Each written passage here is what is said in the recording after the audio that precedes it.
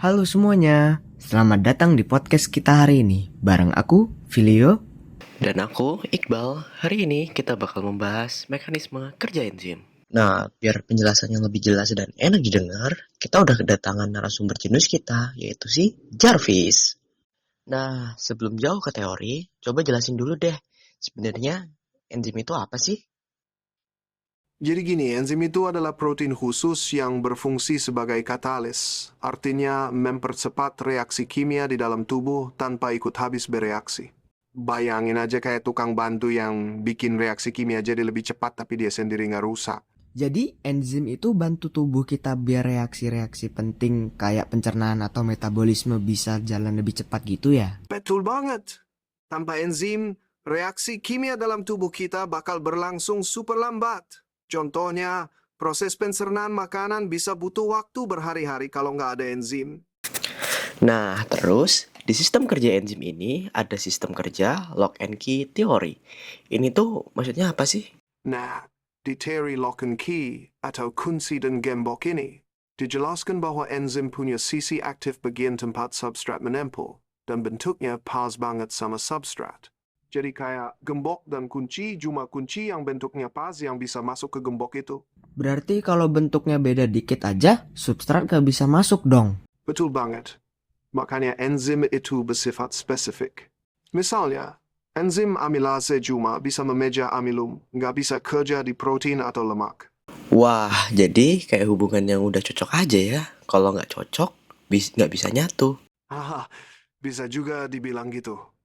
Kalau teori induced fit, gimana bedanya sama lock and key, Jarvis?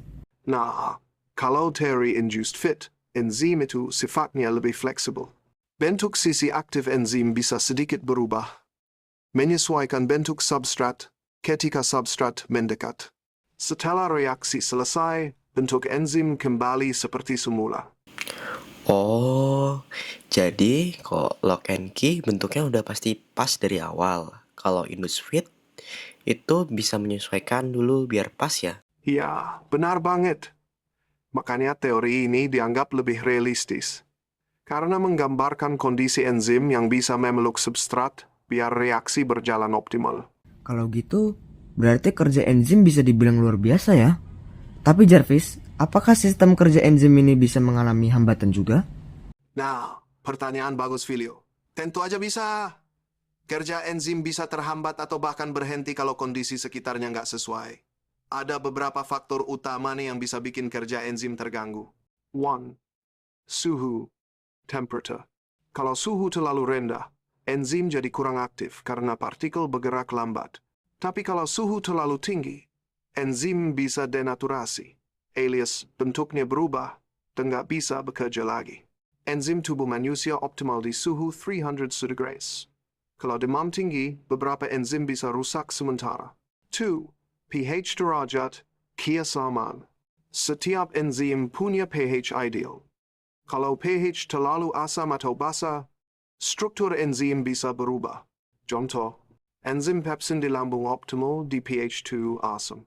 Enzim amilase di mulut optimal di pH 7 neutral. 3. Konsentrasi enzim dan substrat. Kalau substratnya sedikit, banyak enzim yang nganggur, reaksi jadi lambat.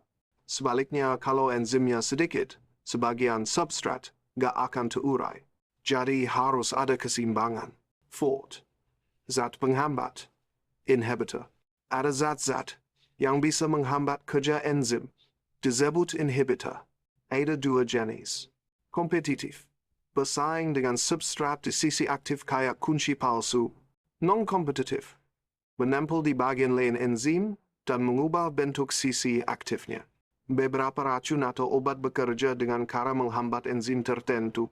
Jadi kesimpulannya, walaupun enzim itu sangat efisien, tetap aja bisa terganggu kalau kondisi di sekitarnya nggak ideal ya, Jarvis. Betul banget. Suhu, pH, konsentrasi, dan zat penghambat semua punya pengaruh besar. Kalau salah satu terganggu, kerja enzim bisa melambat bahkan berhenti total. Jadi sistem kerja enzim itu kayak pekerja cerdas yang sensitif banget, butuh lingkungan yang pas biar hasilnya maksimal. Iya, dan yang penting diingat, setelah reaksi selesai, enzim nggak habis dan bisa dipakai lagi. Itulah kenapa tubuh kita sangat bergantung pada kerja enzim setiap saat.